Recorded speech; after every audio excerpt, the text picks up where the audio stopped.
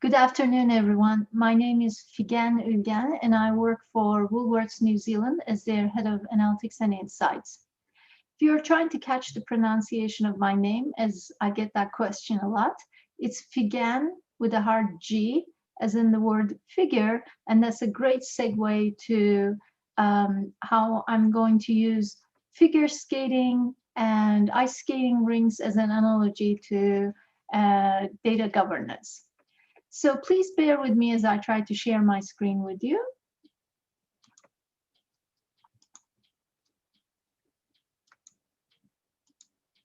Hopefully now you're seeing what I have on my screen here. And let's start talking about what a Zamboni is first. Back in Portland, Oregon, which was home to me before moving to New Zealand, I used to live very close to an ice skating rink where the local ice hockey team Winterhawks trained. So I got the opportunity to try my hand not only at ice skating, but also learn a little bit about the maintenance of the ice skating rinks. Since this is a recording, I'm not going to be able to ask you how many of you know what a Zamboni is, but let's assume that there's at least one person who hasn't heard of it.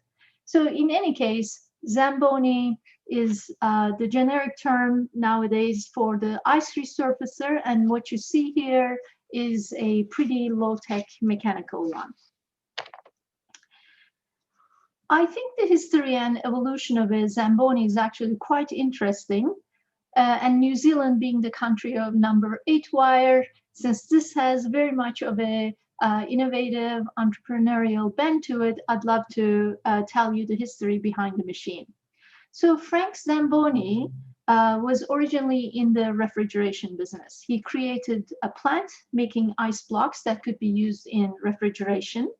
But as the compressor-based refrigerators became widely available, obviously his business did not have a great value proposition, and he looked for another way to capitalize on his expertise in ice production. So in late 1930s, he built an ice skating rink in Paramount, California, and he was using 3 to 4 employees to scrape, wash, and squeegee the ice surface of the rink. And this process was extremely time consuming. So he wanted to find a more efficient way to resurface the ice. So in 1940s, he went through a few prototypes, and then he finally built this prototype that you see on the left-hand side. And it was mounted, the machinery was mounted on a Army surplus Jeep chassis. As you can see, there's a blade that shaves the ice, and there's a conveyor belt that kind of brings that back into the machine. And you can see that in the patent application down there. So, and then finally, a little bit of water is released to build a fresh layer of ice. So that became a great business. So today you have a very advanced model. The latest one is 560 AC, which boasts digital displays inside the cab for custom calibration by the operator, and also energy efficiency, obviously going with the new emphasis on sustainability. So before you start to wonder whether you're in the right conference or right presentation with all these ice skating references, this is where I promise to make the connection for you. But before I do that, please let me introduce you an ice skating champion, Mrs. Nagasu, and you can see her enthusiasm over there.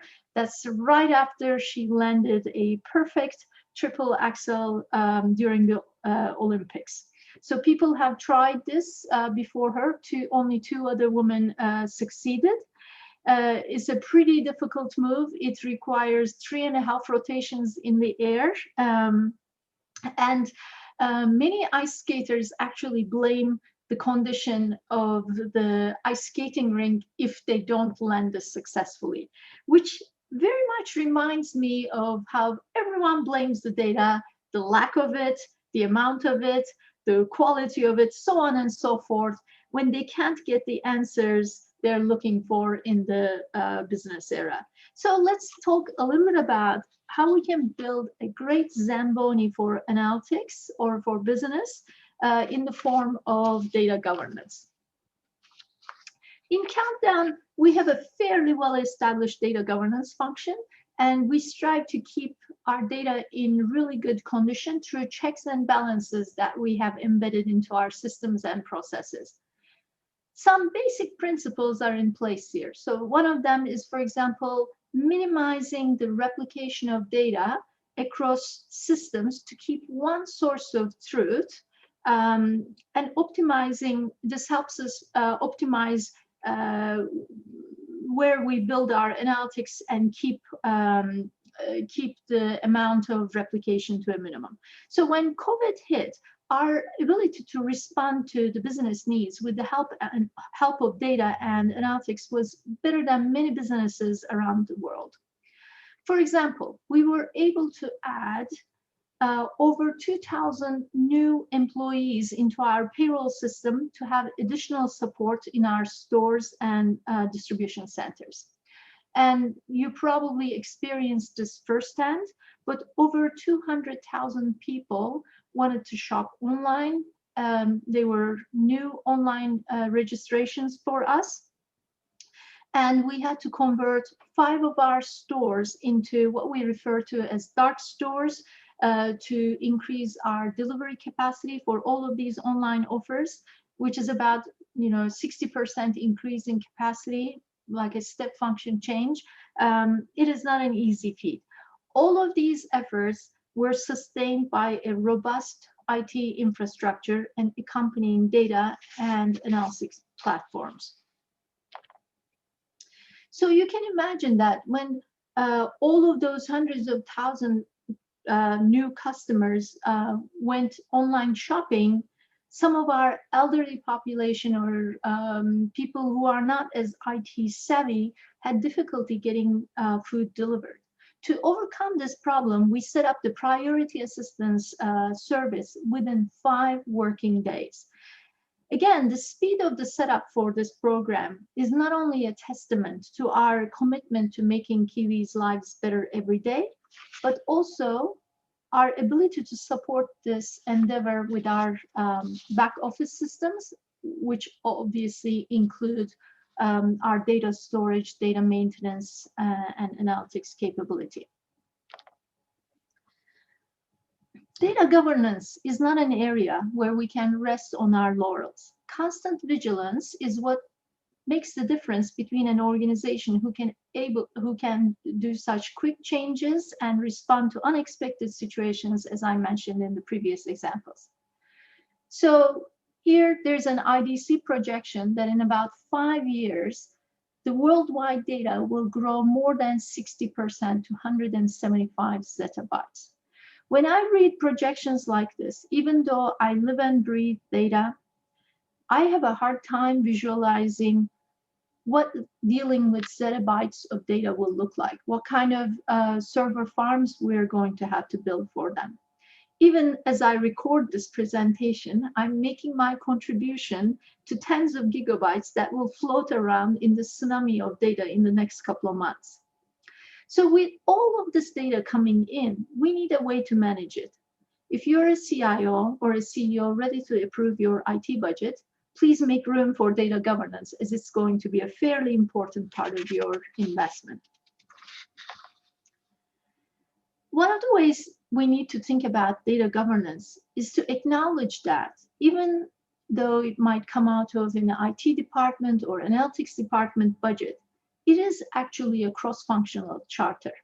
If you think about the metrics on which you rely on to run your business function, there are many parties involved in the following: how we define those metrics, what data needs to be captured for those metrics, where does that data need to be stored, who can access that data, how fast do we need to access that data, when do we need to delete that data, how fast do we need to recover that data in case there is a disaster.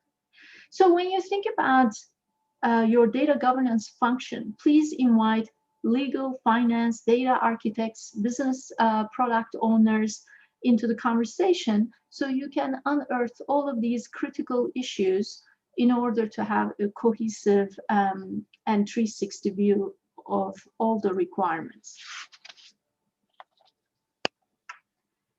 I am not a proponent of heavily tiered organizational structures and support more flat structures in any organization I work for. However, when it comes to data governance, there are some levels of effort. Again, this is a level of effort and ownership and accountability, and not necessarily an organizational structure, how we build data governance, that I would like to advocate for. In Countdown, we have a very lean data excellence function that very much functions like a virtual team that is built around the Data Governance Guild, where all of the functions of different organizations are participating and data-related decisions are discussed here. If major changes are being proposed, then it would be decided at a level above there, as you see here, the Data Governance Council, which meets less frequently. And if there are initiatives that need to be started to perform some of these decisions, then we borrow heavily from the agile methodologies and we form squads that with the representative functions to execute on that initiative. So you see the data owners at the Data Governance Council level, data stewards at the Data Governance Guild level, and executors, a variety of people from different functions at the data quality and data management initiative level. And as your governance function gets more sophisticated, you might find yourself in needing to define the roles and responsibilities more crisply across these various layers. So data owners would be senior people within the organization who are accountable for the quality and sanctity of a given data set. So for example, think about a finance director for finance data, director of HR for payroll data. And data stewards would be the people who are actually responsible for executing on these with the help of data engineers, master data practitioners, and data analysts. One of the things that is easily misunderstood is this data ownership.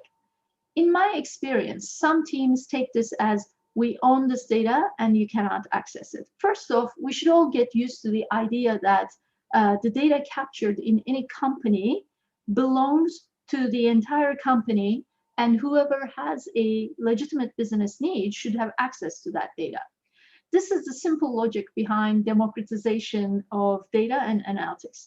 What you need to do, though, is to establish security and control measures to ensure that the right people are accessing the right data for the right reasons. Finally, I highly recommend that we make some room for data consumers. These are people, the users of data and analytics on a day-to-day basis. So you can design efficient and effective ways of consuming the data for them. It's always good to know where you're starting the journey in any trip.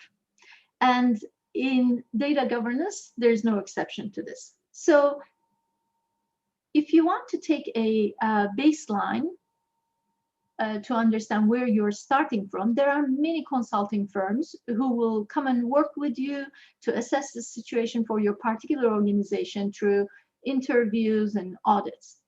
But if you want to do this on your own, on a shoestring budget, or maybe as a starter exercise before you invite the consultants, I highly recommend checking this Xena spreadsheet, which I kind of mentioned at the source here.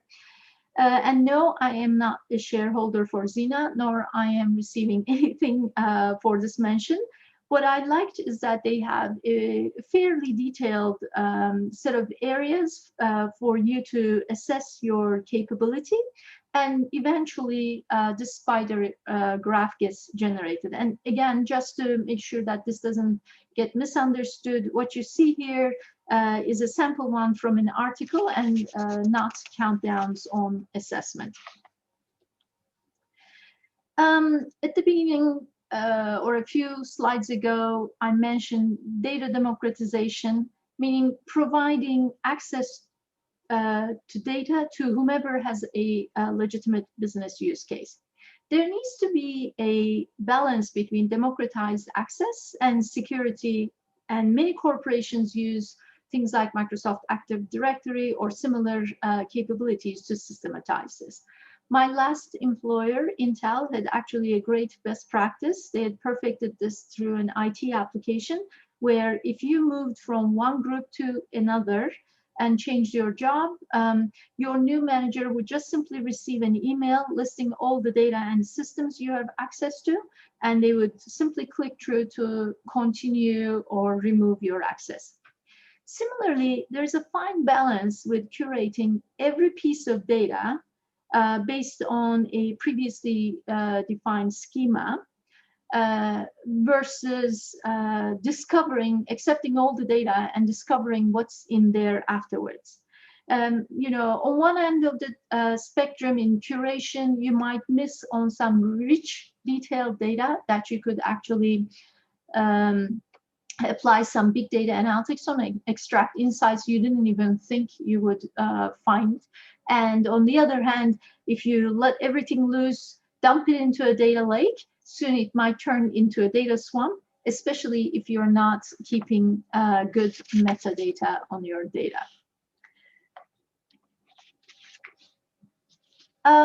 Early on, I also mentioned some good planning that we take on in Countdown, especially on the process side, building some checks and balances. So this is fairly important to master your data before growth turns into chaos. For example, to make this more tangible for you, if your master data team is entering some new product or pricing data, you can insert a simple step in category management process, for example, to check that data and provide feedback before it gets propagated and causes many customer-facing issues. On the technology side, there are many tools that will help you, let's say, check the validity of an email or check the validity of a phone number, and namely profile your data set for quality issues. So investing in those kinds of technologies can give you an opportunity to improve your data quality before you have large issues that you would have to invest more money in. Europe is way ahead of everyone with their experience through GDPR. I'm hearing lots of new regulations happening in New Zealand and also in United States, moving all of us, raising the boats for everyone in terms of the need for data governance. So it would be, I think, prudent for everyone in this business to check the privacy guidelines and ensure that their organization has scrutiny around it. Last but not least, I would love to expand a tiny bit on this privacy topic. I really like this concept of privacy by design because it really thinks about the customer and employee data privacy as part of any process or system that we're designing. This is where having data literacy and privacy training across the entire organization becomes super useful. While your data stewards are going to focus on things like data lineage, data classification, data persistency, and more technical and hands-on ways of dealing with the data in the organization, it is really everyone's job to ensure that we're using data in an ethical and responsible way. And I really love this quote, taking human values into account in a well-defined manner throughout the whole process. With that, my presentation comes to an end, and I'd love to get your questions to you, and I think we're going to be able to do that. Thank you.